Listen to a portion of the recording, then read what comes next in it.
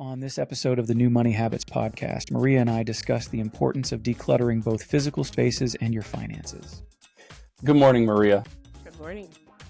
I would like to thank you for braving the elements of our illnesses. I just want to let our listeners know up front that we're both getting over some stuff, so we might sound a little off.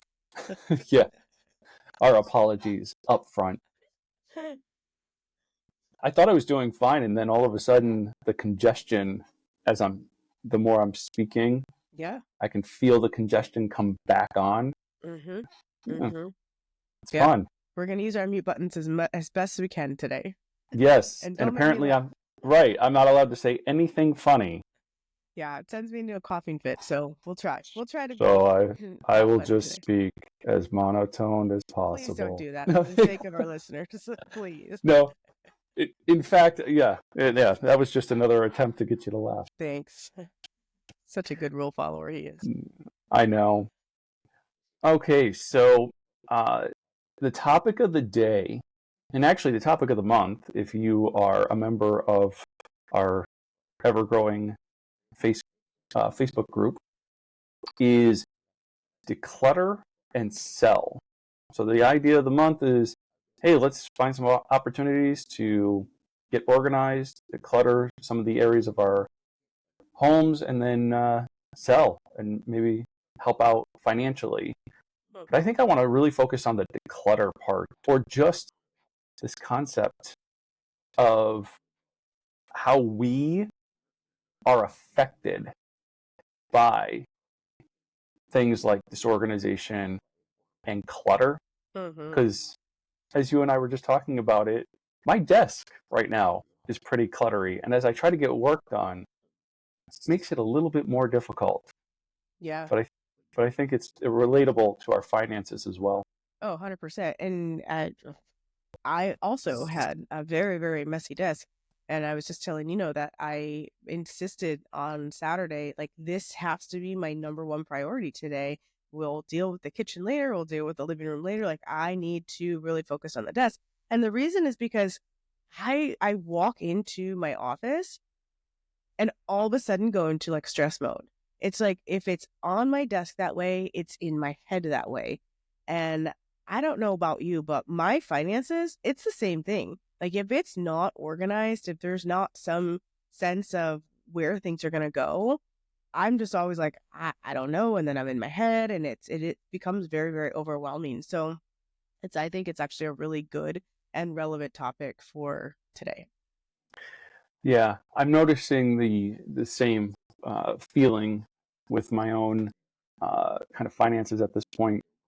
You know, as I've shared recently, I'm just going through a different season where things are a little bit tighter, a little bit different than they normally are.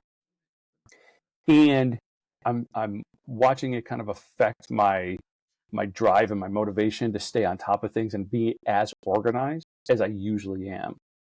And so the chaos is trying to creep in, where it's all like, I maybe didn't plan as early as I normally would, or I don't execute on the day that I had already planned. And it's like, I got to fend off against that as much as possible, because if nothing else, I need an organized mess, or it needs to be organized chaos.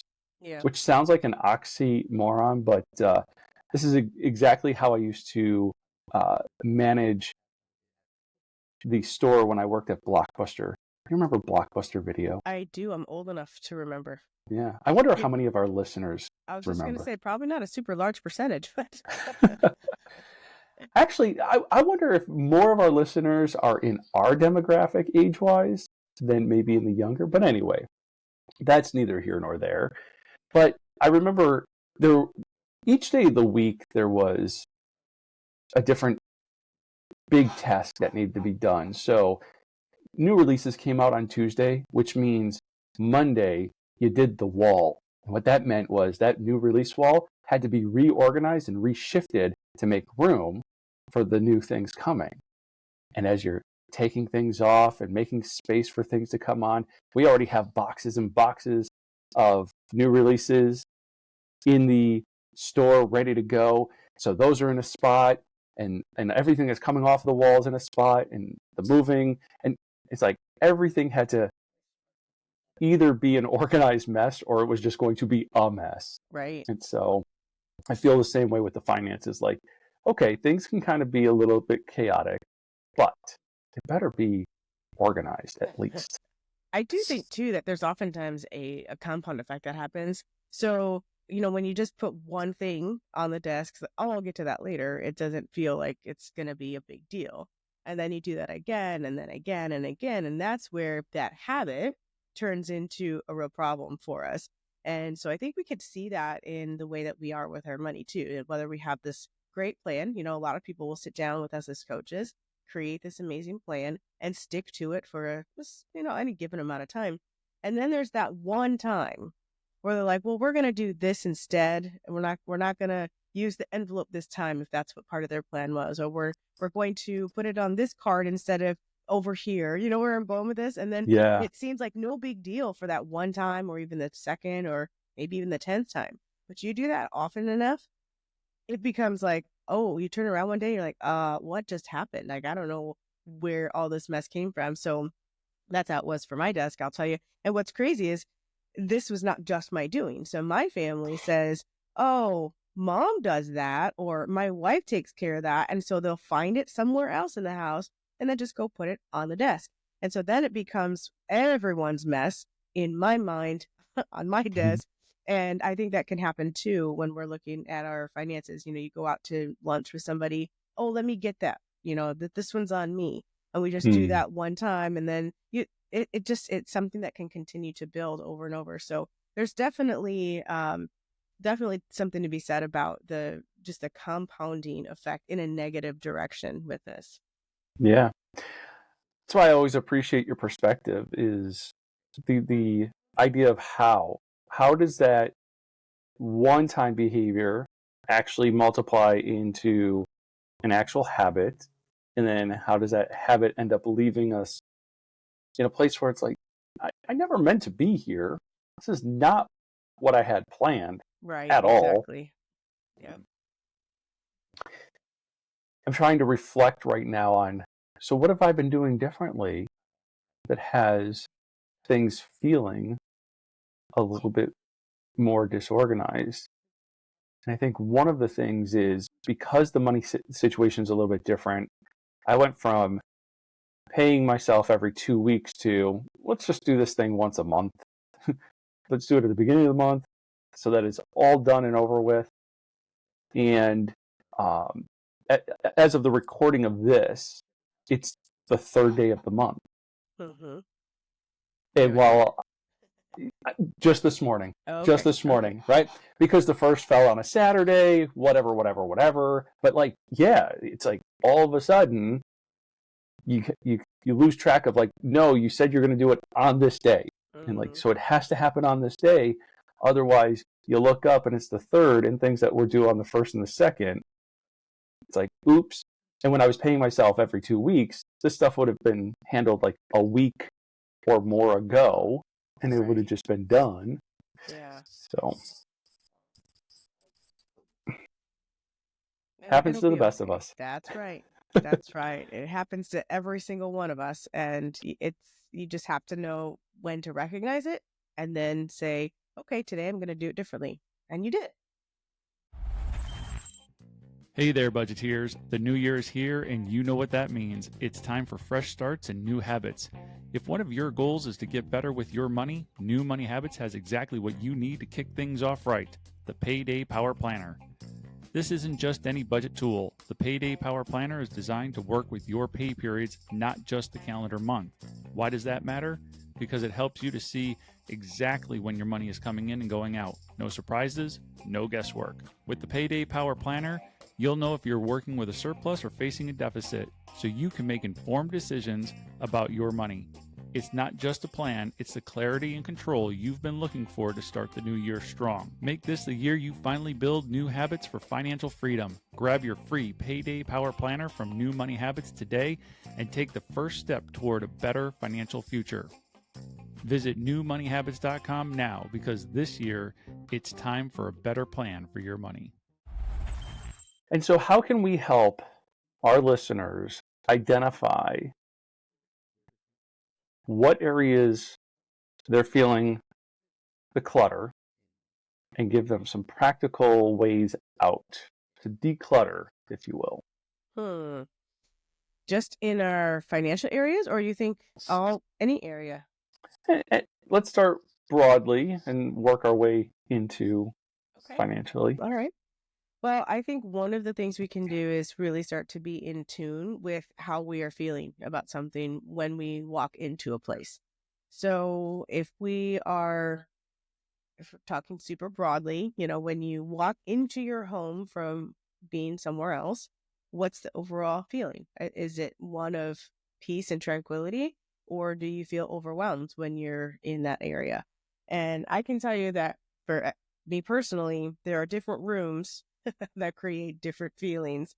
I feel like I'm one of the walking inside out kids from that movie when I go through my house. So in one area, if it's all something that I'm very aware of and I try to be on top of a little bit more, it stays a lot less cluttered, and I feel a sense of peace. And then I go and walk, let's say, to my daughter's room for a quick example, which I'm not in charge of, and I have like instant anxiety. I'll walk by, I'm like, oh, what just happened in there? And it just looks like a tornado went through. And so there's other different rooms that it maybe are theirs. And so I was like, eventually it just gets to the point where it drives me so crazy that I do go in, kind of take a little bit more control of that and try to fix that. So I do think it's important to recognize how you're feeling. I don't know if that's just a female thing. Do you ever have a physiological reaction when you see clutter? Yeah, it's called avoidance. Oh, I mean, I guess the physiological, like, I turn and I walk away, like, hightail it out of there. Okay, well, that's not what I meant by physiological, but that is that is how you deal with it. Why? What makes you turn? Like, what in your body happens that makes you want to turn? Like, do you feel a heart rate increase? Do you sense? I don't know. I mean, that might be something that you're not in tune with. The palms get sweaty. Okay, and almost like a first date. And you go into flight or fight mode, and you flee. The heart rate probably does start to accelerate. And it probably depends on what room it is or what's happening. For instance, like if I walk into the kitchen and it's a mess from a previous meal, depending on many factors. One, did I prepare the meal and so I'm looking for help cleaning up? Or did my wife prepare the meal and it's my turn to clean up? That's one factor. Another factor might be, how long has it been there? Are we talking like it's from earlier today? Or are we talking like it's from earlier this week? And so these different things all kind of impact that, depending on the size of the mess, and then specifically what's included in the mess. If it's like simple bowls, plates, and silverware, okay. But when it's like the pots and the pans and that bowl that we hardly ever use, but we used it this time for something, and it doesn't fit into the dishwasher, so you have to wash it by hand. Like, all of those things start to play into those responses and possible avoidance. Okay. Well, so I would say wherever you start to feel that higher level of physiological response, that's where you would want to at least, I guess it depends. I was going to say it's where you want to start. I'm no expert in this decluttering thing, by the way. But we should probably bring Wendy on here.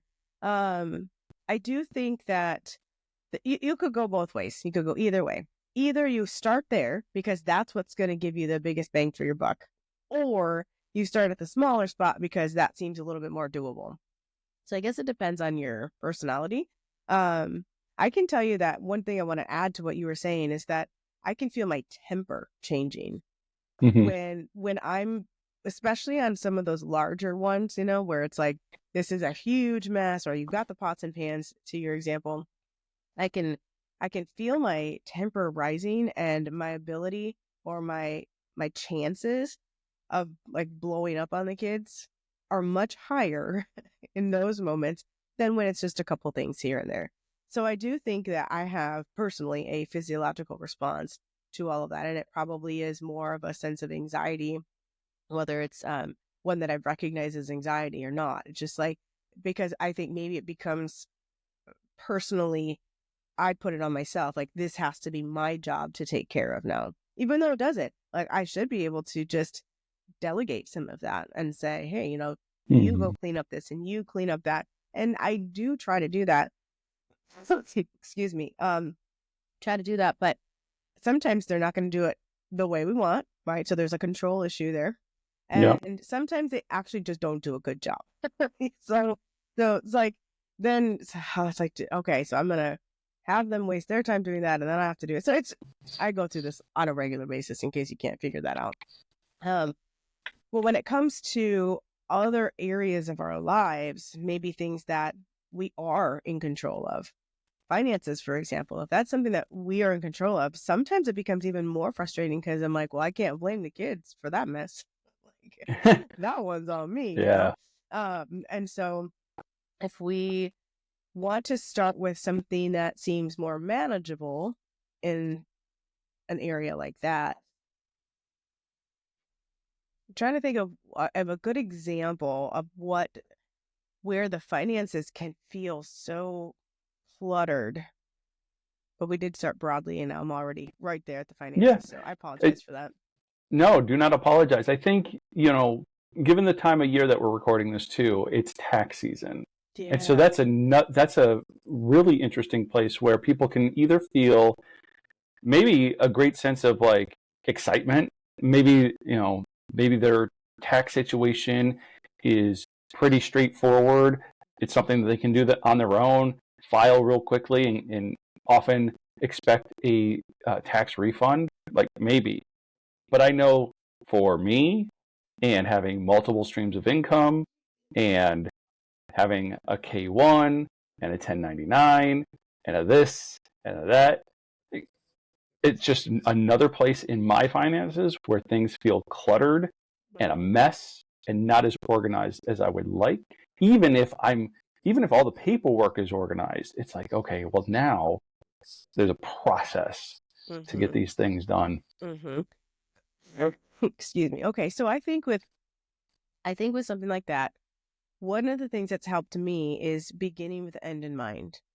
So I actually have multiple streams of income as well, and the 1099s and the K1s, and this is a time of year where I'm actually feeling pretty organized. And I will say that there is some unknown or anxiety around the season, mostly because of the unknown.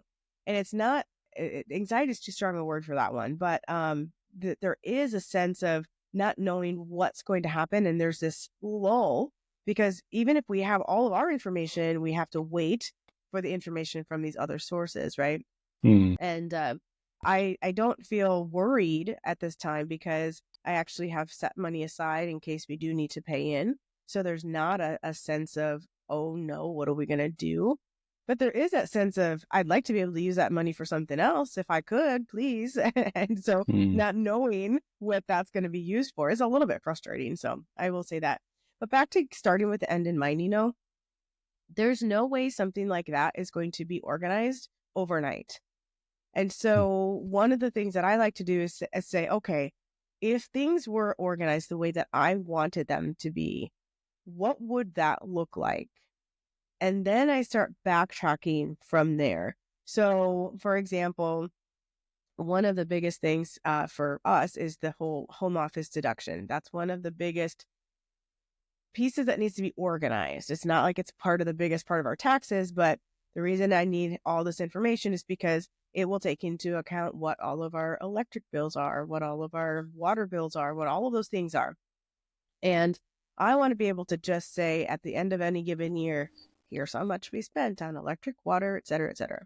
So I have a one sheet Word document that has all of the things listed that I'm going to want.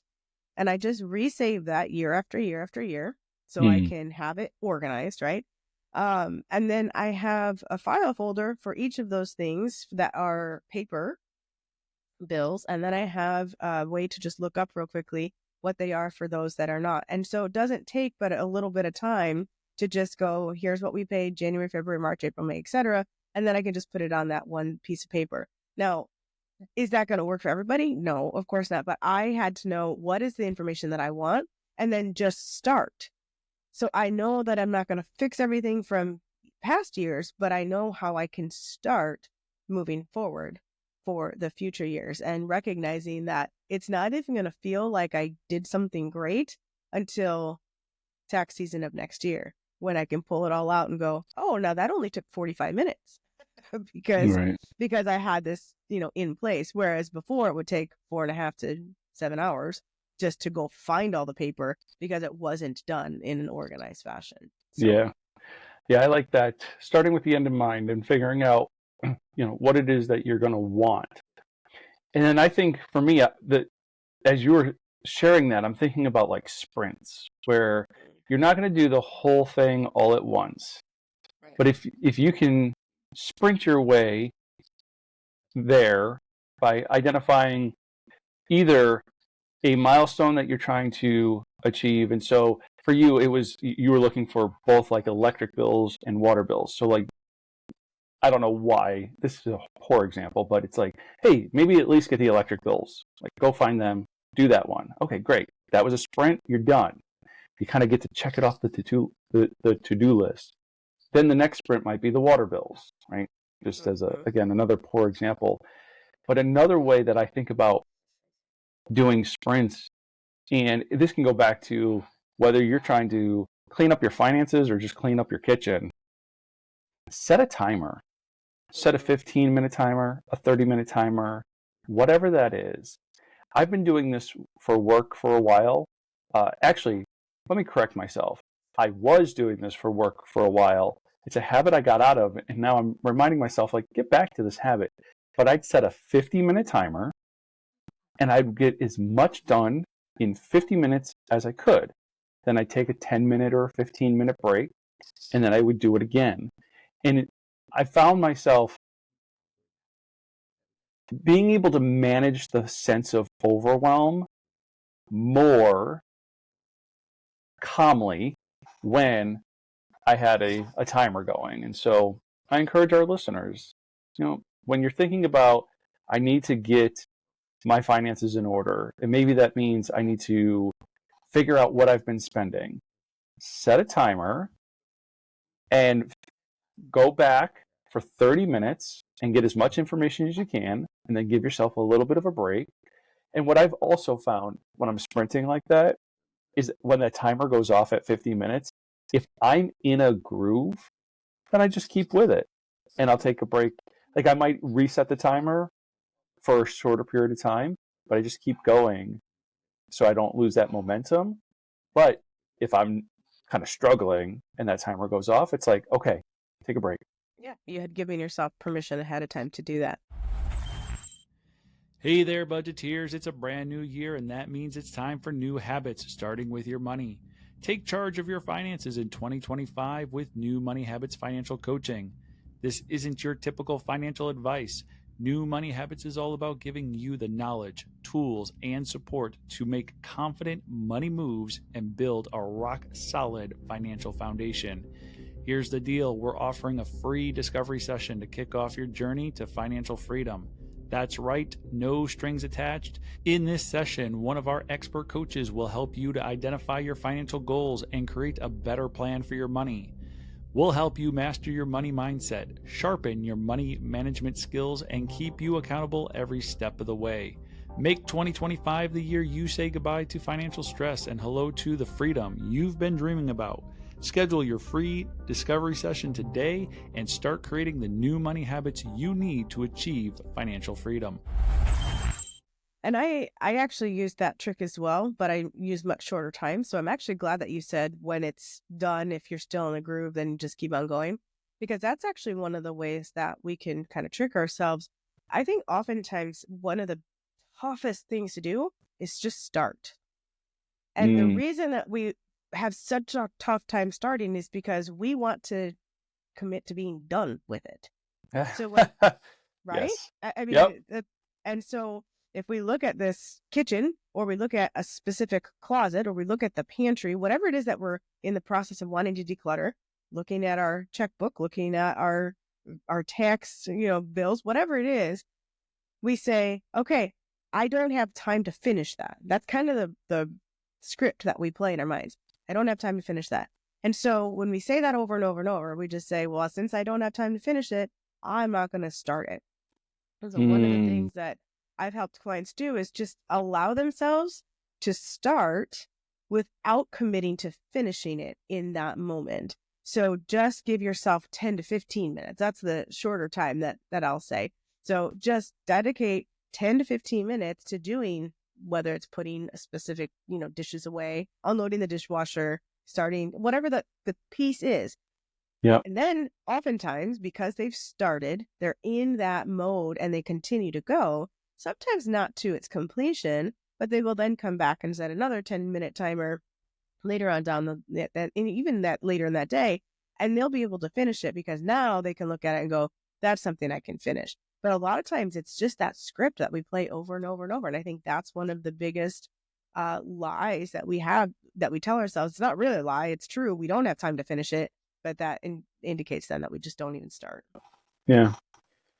I really like the idea of, short, purposeful blocks of time, and also want to encourage people to think about if there's low hanging fruit, something that is super simple inside that process. So I go back to cleaning up the kitchen.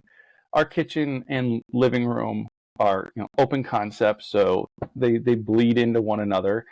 And when I see the dishes, sometimes what I actually do is I go over to the living room and I'll pick up the dog toys and I'll fluff the pillows on the couch and I'll re-throw the blankets. And it's like, ooh, look, now the living room looks awesome. And I move my way into the kitchen and the more difficult parts of that chore, if you will. And so the same thing with, when you're kind of decluttering your finances, like find the low hanging fruit to Yeah. get you started, which will give you some momentum and some quick wins and be like, okay, now I can move into the more difficult things. Yeah, I agree with that. I think one of the interesting thing, like with the low hanging fruit, for example, this is just a personal example. I needed to know how to budget for gas. And we actually, admittedly, we use a credit card for gas that we then pay off every single month. Mm-hmm. But I wanted to know how to best plan so that I had the exact amount from that category to pay for that category.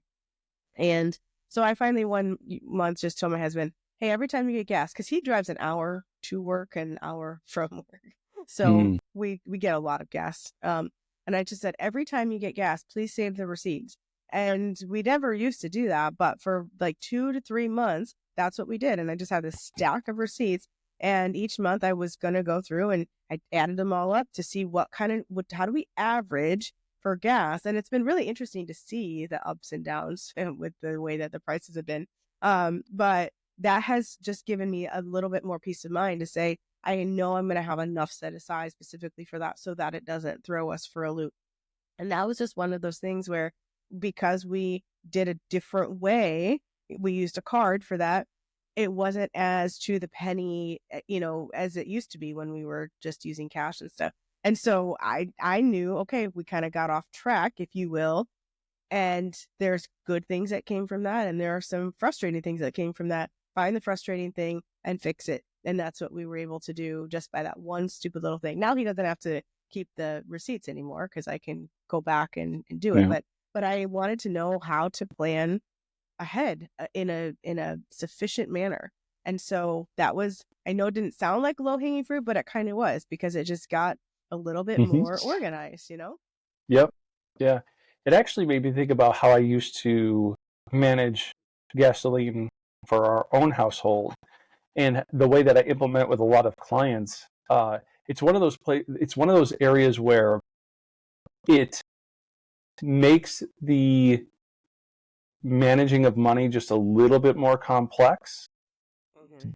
And so it feels like a little bit more clutter, but sometimes I wonder if it just brings clarity. And that is, oftentimes, even if somebody's using a credit card at the pump, which I would 100% support because of just the security portion of alone that I've talked about with credit cards in the past, right? So Right. convenience, security, cool. But the way we have managed it is there's a separate checking account and I put money into that checking account. But I always put just not even just a little bit more. If I know that I'm going to budget about $300 a month in gasoline, I'll actually round it up to 350 and hopefully in hopes that we don't even use the 300, and if we go over we're okay. But what happens is month after month after month, after 3 months, there's like a balance in that checking account because there's a surplus, and that surplus becomes, let's go get the oil change done. And the Mhm. other very minimal, preventative maintenance things. It's not enough to replace like a blown tire or replace tires when needed, so I have to plan for that. But it's always enough to go get the preventative maintenance services that we need done. And so it was just a cool way to always kind of have that set aside. And then every once in a while you look up and you're like, there's way more money in there than I anticipated. And so now I might reallocate it toward, let's start saving for repairing of tires or something else. But Mhm. yeah, yeah, it's a little cluttery, but when executed well. Hey there, budgeteers. You know, good news can only be good news if there's bad news. So, what's the bad news? The bad news is you and I have a deadly disease called sin, and this disease causes us to rebel and disobey God. See, God is holy, righteous, and just, and He cannot be in the presence of sin. So, this horrible disease of ours separates us from the God who created us. And the bad news gets worse. There isn't anything you or I can do to make ourselves right with God. We are dead in our sins and on our way to an eternity separated from God. But that's not God's will for us. See, for God so loved the world that He gave His only begotten Son, that whoever believes in Him should not perish but have everlasting life. God did what only God could do. He made a way for us to be reconciled to Him through Jesus Christ. Jesus came into the world to save sinners like you and me. While we were still sinners, storing up God's anger against us for our rebellion and disobedience, Christ died for us. Jesus took the punishment that you and I deserve and have earned. Jesus is the substitute for your punishment and mine. Now, isn't that some good news? The word gospel means good news. The gospel of Jesus Christ is that you and I broke God's law and Jesus paid the fine. When we place our faith and trust in Jesus, we get to experience God's grace and mercy. Our gratitude should turn us from our rebellious and disobedient sin toward God, seeking after Him and His righteousness. When we do, God gives us a new heart and a new mind. Praise God for His goodness, and remember, God loves, humans sin, Jesus saves. Yeah, I mean, I think there are very quote unquote decluttered ways to get the results that you were just talking about. I mean, there are so many online accounts that, Mm-hmm. I mean, you said checking account. Did you say Yep. checking account? I think Yes. so. Okay. Yep.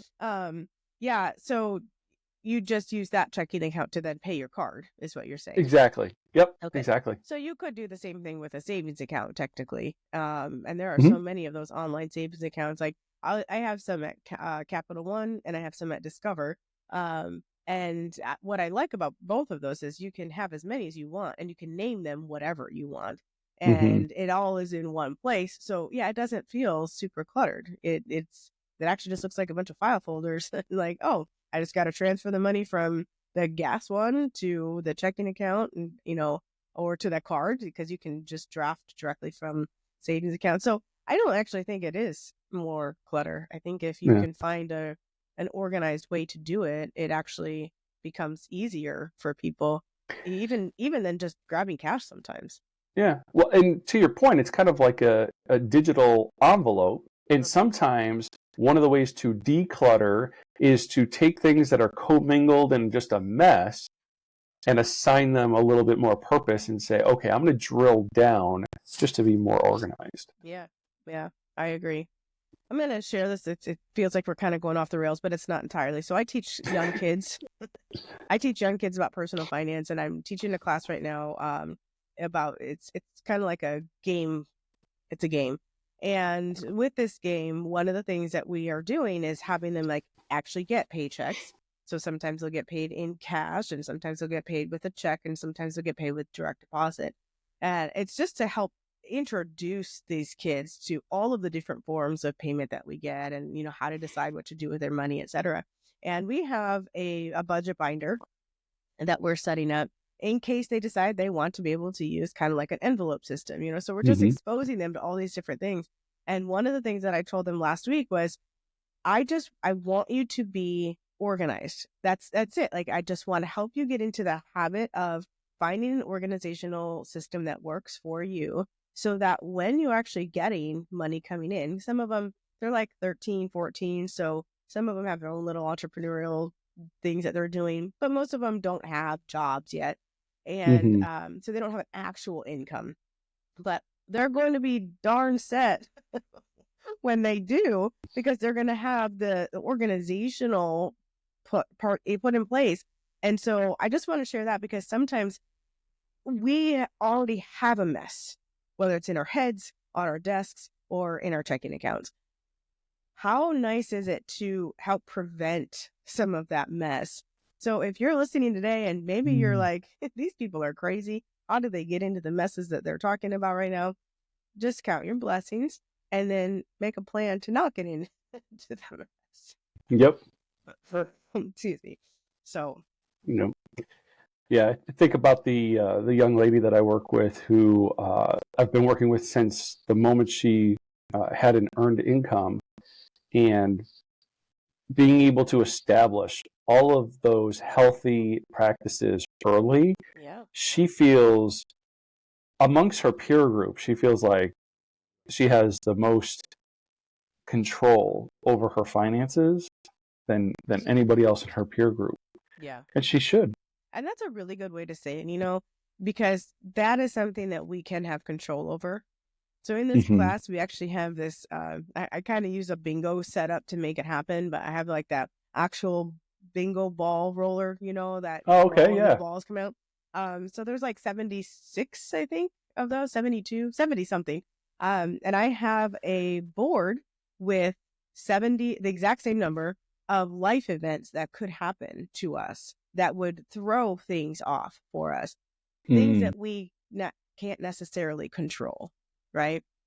And we roll the balls and have this randomly thing that's happened to us. And that's how we're making life happen for these kids. But what you just said is so important, because this is something that they have control over. And you and I, we talk oftentimes about controlling the things that we can, so that we can be prepared for the things that we can't control for. Hmm. And I think that that's just one of those super important things, because there are so many things that are going to happen that we cannot control. Gas prices, for example, in our last example, Mm. we can't control what that price is going to be, but we can control where we drive. Maybe we can't control going to and from work, but we can control some of the extra trips that we want to do. We can control how much we set aside ahead of time, that kind of thing. So the more that we take back control of things that we actually can, the less out of control some of those circumstances feel to us. Fantastic. What another great conversation about just thinking about things a little bit differently. So, just to kind of summarize, when you're looking to declutter, first, check in on those feelings. You always help me to remember that because I'm not doing that. And it's funny because it's like, it's right there. Like I know what feelings I'm feeling. I'm just not pausing long enough to say, like, what are you feeling? Yeah. You're not And listening then, well enough. yeah. And then sprint your way to the end of a task just by getting started. Set a timer. Allow yourself to get started even if you're not going to finish. Yep. And when that timer goes off, either take that break, or if you're in the groove, keep going, but maybe reset the timer so that you're giving yourself permission to stop again shortly. And and go after the low-hanging fruit. Get started on the easy stuff, work your way up to the hard stuff. I think those are some very good practical tips for our listeners today. Absolutely. Good summary. Yeah. Well, thank you for spending the time. As always, Maria, I appreciate you. You're And we'll do it again soon. Hopefully we're feeling better those days. Yeah, seriously. That does it for this episode of the New Money Habits Podcast. Remember, if you have any questions, make sure to hit us up on social at New Money Habits and follow us on Spotify, Apple Podcasts, or wherever you listen to podcasts. Please consider leaving a 5-star rating and review to help us spread this message of hope to people looking for a better plan for their money.